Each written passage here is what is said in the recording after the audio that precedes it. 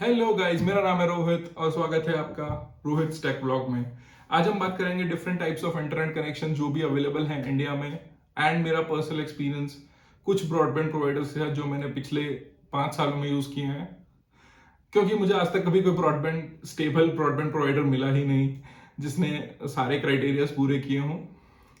और फिर हम डिस्कस करेंगे कि हमें कितनी स्पीड चाहिए होती है आइडली एक घर के लिए, और मेरा करंट प्लान क्या है, कितने मेगाबिट्स का प्लान है मेरा और क्यों।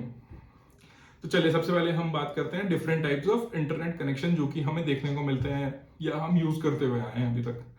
तो सबसे पहला जो होता है डीएसएल कनेक्शन, जिसमें टेलीफोन लाइंस जो आपके घर पे आ रही होती हैं, लैंडलाइन, उनकी केबल के थ्रू इंटरनेट आपको ट्रांसफर किया जाता है, जिसमें स्पीड और सर्विस इस बात पर डिपेंड करती है कि आपका जो घर है वो टेलीफोन एक्सचेंज के ऑफिस से या टेलीफोन ऑफिस से कितना दूर है, टेलीफोन कंपनी के ऑफिस से। फिर आजकल हम लोग देखते हैं कि कुछ केबल प्रोवाइडर्स जो आपकी लोकेलिटी में होंगे, लोकल केबल प्रोवाइडर्स, वो भी अपने केबल मॉडेम के थ्रू इंटरनेट घरों तक पहुंचाते हैं। तो इसमें बेसिकली आपको ठीक ठाक स्पीड मिल जाती है, कोई ज़्यादा अच्छी स्पीड नहीं मिलती है। आपको यूज़ करने के लिए 20-30 एमबीपीएस अच्छी स्पीड मिल जाती है। तो आजकल कुछ इंटरनेट प्रोवाइडर्स हैं जो ईथरनेट केबल के थ्रू भी डेटा ट्रांसफर कर रहे हैं घरों तक, जैसे कि एक्ट हो गया या एक्साइटल हो गया। ये दो हैं जो मैंने यूज किए हैं, जो घरों पे डायरेक्टली ईथरनेट केबल आती है, मॉडेम में लगती है and you are good to go. तो मैंने इन दोनों को यूज किया है और इनका जो मेरा एक्सपीरियंस रहा है, पर्सनल एक्सपीरियंस, वो हम आगे बात करेंगे। तो फिर आते हैं फाइबर। तो अगर आजकल आप किसी अच्छी सिटी में रहते हो, जैसे किसी मेट्रो सिटी में रहते हो, तो आपको फाइबर कनेक्शंस देखने को मिलते हैं। तो अब ये पिछले कुछ 2 सालों से ही पॉपुलर हुए हैं, 2 या 3 सालों से, जब से जियो फाइबर और एयरटेल फाइबर लॉन्च हुए हैं। बट इनका प्रॉब्लम यह है कि आपको मेजर मेट्रो सिटीज में भी हर जगह पे नहीं मिलते। जैसे मैं बैंगलोर में हूँ, तो मेरे को बैंगलोर के भी कुछ एरियाज में ही फाइबर कनेक्शंस अवेलेबल हैं, हर एरिया में नहीं है। ठीक है, फाइबर कनेक्शन की अवेलेबिलिटी बेसिकली आपकी लोकेलिटी पे डिपेंड करेगी। जैसे मैं यहाँ हूँ, ठीक है, मेरे पास फाइबर है, बट मेरा एक फ्रेंड जो यहाँ से 500 मीटर दूर रहता है, उसकी सोसाइटी में फाइबर नहीं है। सो उनको लोकल केबल प्रोवाइडर के थ्रू केबल मॉडेम पे डिपेंड करना पड़ता है। तो लास्ट में आते हैं सैटेलाइट इंटरनेट कनेक्शन, जिसमें आजकल स्पेस एक्स और भी कुछ कंपनियां काम कर रही हैं, बट अभी वो बहुत ही कॉस्टली हैं और वो बेसिकली जनरली रिमोट एरियाज को कनेक्ट करने के लिए ज्यादा यूज में होते हैं। तो चलिए अब हम बात करते हैं कि हमें कितनी स्पीड चाहिए इंटरनेट पे ब्राउज करने के लिए या कंटेंट को कंज्यूम करने के लिए। तो अगर आपको सिर्फ इंटरनेट पे ब्राउज करना है, वेबसाइट्स वगैरह विजिट करनी है एंड वीडियोस वगैरह नहीं चलाने, तो आपका जो प्लान है वो 1.5 एमबीपीएस भी होगा तो भी चलेगा। कोई आपको 20 या 30 एमबीपीएस नहीं चाहिए सिर्फ ब्राउज करने के लिए। अगर हम कंटेंट कंजम्पशन की बात करें, तो अकॉर्डिंग टू नेटफ्लिक्स आप उनका स्टैंडर्ड डेफिनेशन कंटेंट जो एसडी कंटेंट होता है, उसके लिए आपको 3.5 एमबीपीएस का कनेक्शन चाहिए बस। एचडी कंटेंट के लिए आपको 5 मेगाबिट्स का कनेक्शन चाहिए। 4K कंटेंट के लिए आपको 25 एमबीपीएस का कनेक्शन चाहिए बस। हाँ दोस्तों, ये वही नंबर्स हैं जो नेटफ्लिक्स ने अपने ऑफिशियल साइट पे लिखे हैं, और मैं मानता हूं कि नेटफ्लिक्स के हैं। नेटफ्लिक्स बहुत ही इंडस्ट्री लीडिंग है ऑनलाइन कंटेंट स्ट्रीमिंग में, उन्होंने बहुत ही ऑप्टिमाइज किया अपने सर्वर को। बट और भी जो कंटेंट प्रोवाइडर्स हैं, जैसे प्राइम वीडियोस हो गया या कोई भी जैसे सोनी हो गया या कोई भी और, उन सब का भी इसी रेंज में लाई करेगा। 25 एमबीपीएस नहीं तो 30 एमबीपीएस होगा, but around somewhere around this range में ही वो लाई करेगा। तो चलिए अब बात करते हैं, क्या सिर्फ 25 एमबीपीएस का कनेक्शन लेना आपके लिए काफी होगा? नहीं, ऐसा नहीं है। तो अगर आपके घर में 2 टीवी हैं, मान लेते हैं हम लोग अभी, और दोनों एक साथ 4K कंटेंट स्ट्रीम करते हैं, लेट से एक आपके रूम में है और एक आपके भाई के रूम में है, आप दोनों एक साथ रात में या दिन में कभी भी अपने अपने टीवी पे 4K कंटेंट कंज्यूम कर रहे हैं, तो सिर्फ 25 एमबीपीएस आपके लिए काफी नहीं होगा। तो आपको स्पीड इंक्रीज करनी पड़ेगी ताकि दोनों टीवी में एक साथ कंटेंट कंज्यूम हो सके और दोनों को अपनी अपनी स्पीड मिले। तो मैं नेटफ्लिक्स के उस हेल्प पेज का लिंक डिस्क्रिप्शन में डाल दूंगा, अगर आपको चेक करना है आप चेकआउट कर सकते हैं। और ये वीडियो स्पॉन्सर्ड नहीं है नेटफ्लिक्स से। तो अगर जैसे मैं अपने घर का ही एग्जांपल लूं, जब पहले हमारे पास टीवी नहीं था, तो मैं लैपटॉप पे मूवी स्ट्रीम करता था। मेरे को 4K में मतलब ऐसा कुछ खास इंटरेस्ट पता नहीं था, और ना ही मुझे पता लगता था विजुअली डिफरेंस लैपटॉप पे स्ट्रीम करने में 4K और नॉर्मल HD कंटेंट में। तो मेरा उस टाइम पे कनेक्शन सिर्फ 25 Mbps का ही था, जो हमारा पहला नेटवर्क प्रोवाइडर था बैंगलोर आने के बाद, जो कि डी ब्रॉडबैंड था, जो कि एक लोकल नेटवर्क प्रोवाइडर है आई थिंक यहाँ पे। ठीक है, फिर जब हम लोगों ने आगे स्विच किया तो हम लोग एक्ट के 50 Mbps प्लान पे गए, क्योंकि उस टाइम पे फिर वर्क फ्रॉम होम स्टार्ट हो गया था। मेरी और मेरी वाइफ की कॉल्स होती थी साइमल्टेनियसली, एंड हम लोग थोड़ा ज़्यादा कंटेंट कंज्यूम करने लग गए थे। अभी जो मेरा करंट प्लान है वो 300 Mbps का फाइबर प्लान है, एयरटेल फाइबर प्लान। 25 Mbps से लेकर 300 Mbps तक मैंने ऑलमोस्ट सब प्लान ट्राई किए हैं, एंड कंजम्पशन के बेस पे आप डिसाइड कर सकते हैं कि आपको कौन सा प्लान लेना है। जैसे कि मेरा घर है, ये बहुत ही हाईली कनेक्टेड एक हम लोगों ने घर है, कुछ स्मार्ट डिवाइसेस लगे हुए हैं, स्मार्ट अप्लायंसेस लगे हुए हैं, टीवी 4K आ गया है, तो लैपटॉप हमेशा कनेक्टेड रहते हैं, कॉल्स, ऑफिस कॉल्स चल रही होती हैं हमारी। तो एक तरीके से हमारा जो कंजप्शन है, नेटवर्क कंजप्शन है, जो कंटेंट कंजप्शन है, वो काफ़ी बढ़ गया है। तो अगर मैं बात करूँ तो मैं पूरे महीने में हम लोग अराउंड 600 से 700 GB तक कंज्यूम कर लेते हैं। तो अब बात करते हैं मेरा जो एक्सपीरियंस रहा है डिफरेंट प्रोवाइडर्स के साथ, डिफरेंट इंटरनेट प्रोवाइडर्स के साथ। तो मैंने आज तक Tikona, Excitel, Airtel, ACT and D broadband I think यहाँ का लोकल प्रोवाइडर है। तो मैंने ये 5 प्रोवाइडर्स, इंटरनेट प्रोवाइडर्स के plans, different different plans use किए हैं 5 साल में, 5 प्लान। That's pretty interesting. तो अगर मैं एक्सपीरियंस की बात करूं तो तिकोना का जब प्लान था मेरा, तो वो गुड़गांव में था, हमारा जो गुड़गांव में घर था। तो शुरू में सब सही चला। मैंने फिर 2-3 महीने बाद मैंने 6 महीने का एडवांस पेरेंटल प्लान खरीद लिया, तो उसमें सेविंग हुई थी, 1 महीने का एक्स्ट्रा मिला था। उसके बाद 4 महीने तक मेरा नेटवर्क डाउन रहा, कोई उसको ठीक करने नहीं आया। कस्टमर केयर में फोन्स किए, कोई स्टैंडर्ड रिस्पॉन्स के अलावा कोई और रिस्पॉन्स नहीं। तो इवन मुझे उसका आज तक रिफंड भी नहीं मिला, और वो मतलब कोई उसको डिस्कनेक्ट करने भी नहीं आया खराब होने के बाद, रिफंड तो दूर की बात है।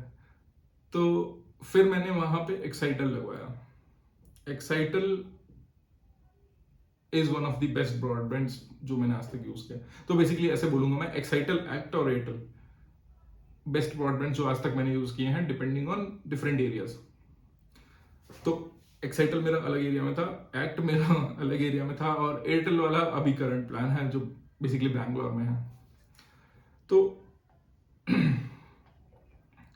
फिर गुड़गांव में मैंने एक्साइटल और तिकोना यूज किया। तिकोना के साथ बहुत ही खराब एक्सपीरियंस। एक्साइटल मेरा आज तक गुड़गांव में घर पे लगा हुआ है, तो पेरेंट्स मेरे वही यूज करते हैं, क्योंकि वहाँ पे और कोई प्रोवाइडर नहीं है। तो ना वहाँ एयरटेल है, ना वहाँ जियो पहुंचा अभी तक। गुड़गांव में बता रहा हूँ, जो कि Delhi NCR major IT hub है दिल्ली NCR का, तो वहां तक अभी तक मेरे घर तक एयरटेल फाइबर नहीं पहुंचा है। तो फाइबर प्लान्स डिपेंड करते हैं आपकी लोकेलिटी, आपके एरिया पे। ठीक है, जब हम बैंगलोर शिफ्ट हो गए, तो डी ब्रॉडबैंड में सबसे पहले मैंने डी ब्रॉडबैंड यूज किया, जिस सोसाइटी में था उसमें और कोई नहीं था। डी ब्रॉडबैंड ही लोकल प्रोवाइडर था वहां पे, वो केबल ही प्रोवाइड करता था, और उसी केबल के थ्रू वो इंटरनेट प्रोवाइड करते थे, एक मॉडेम लगा के। वो ठीक था, मतलब इतना बुरा नहीं था। महीने में एक बार खराब होता ही होता था, कभी कुछ हो गया, कभी केबल कट गई, कभी मेंटेनेंस वाले केबल काट देते थे। तो रिलायबिलिटी के मामले में वो भी मतलब सूट नहीं किया, अच्छा नहीं था। हर महीने में अगर एक बार 2 बार डाउन होगा तो हमारे उस टाइम पे चल जाता था, क्योंकि वर्क फ्रॉम होम नहीं स्टार्ट हुआ था, एंड हमें पता भी नहीं लगता था कि कई बार तो दिन में खराब हुआ, हम सब ऑफिस में होते थे और शाम तक आते थे, ठीक हो जाता था। फिर हम लोगों ने जब शिफ्ट किया तो हम लोगों ने एक्ट लगवाया, क्योंकि वहां पे फिर से कोई नहीं था। तो जनरली क्या होता है, आप जिस एरिया में भी शिफ्ट होंगे वहां पे 1 या 2 ही इंटरनेट प्रोवाइडर्स होंगे, ज्यादा नहीं होंगे। It's kind of a monopoly market. कोई दूसरा अगर आता है तो वो जनरली उसको आने नहीं दिया जाता, या वो खुद से ही नहीं आता, क्योंकि यहाँ पे पहले से ही इतने कनेक्शंस लगे हुए हैं। तो जनरली नई मार्केट में जाते हैं, या नए नए लोग ढूंढते हैं जहां पे अभी तक कोई भी ना आया। तो जब मैंने एक्ट लगवाया तो मैंने स्टार्ट किया था 50 Mbps के बेसिक प्लान से, क्योंकि वही उनका मिनिमम प्लान था, और मेरे को कभी कोई कंटेंट स्ट्रीम करने में या कुछ करने में कोई प्रॉब्लम नहीं आई। तो अभी अभी मेरे पास एयरटेल है 300 Mbps का प्लान। ये इसीलिए है मेरे पास प्लान क्योंकि मेरे को अब यूट्यूब पे वीडियोस अपलोड करनी होती हैं। मेन रीजन वो है। तो जो वीडियोस हैं वो बहुत बड़ी होती हैं। लाइक अगर मैं एक 4K HDR वीडियो 15 मिनट की बना के डालता हूँ तो 80 GB तक जाती है फॉर एग्जाम्पल।